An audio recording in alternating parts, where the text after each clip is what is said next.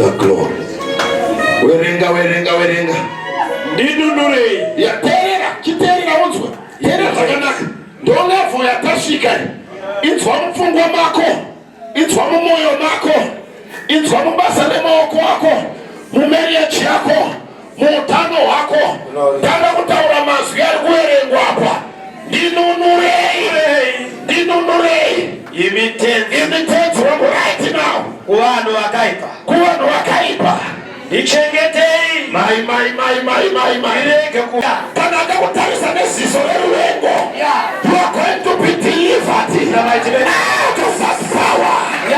Right now. In the mighty name of Jesus.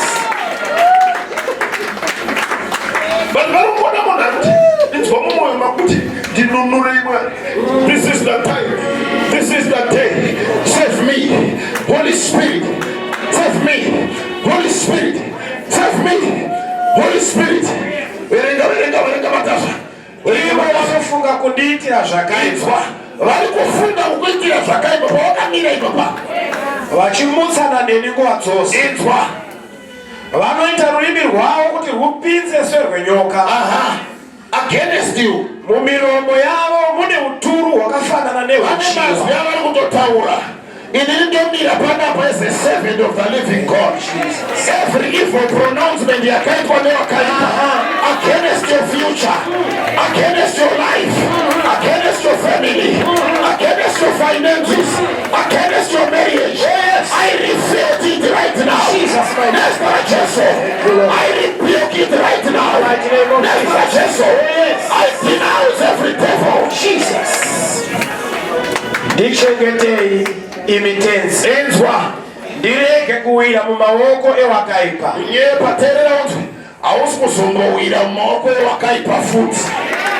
Thus we are marking the end of the devil's operations in your life.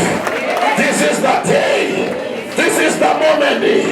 The devil is a liar. Ndichengetei ndirege kuwira kumharadzi dzinofunga nezvokundiparadza. Vanodada vakanditeya nomusungo wamapote. Wakateya misungo munzira dzangu. Manya pa 8. Wachida kundibata. Manya pa 8. Verse 8. Verse 8. Teerera ipapa ndo pandakupedzisira napa. Imitenzi. Imimi Jehova. Muzvimira zvakasamhanya. Ishoma dzizveka. Zotengera vanhu vese. Muwamire mukwanisi wokutenda kwa. Vanonipa mafura pamafuta anovhara. Imitenzi. Verenga. Wakaipa zvaari kutsvaka. Wakaipa vese. Ane zvaari kutsvaka over your life. Nhasi haasi kuzozviwana. Jehova musape wakaipa zvaari kutsvaka. Haadi kuti urorwe.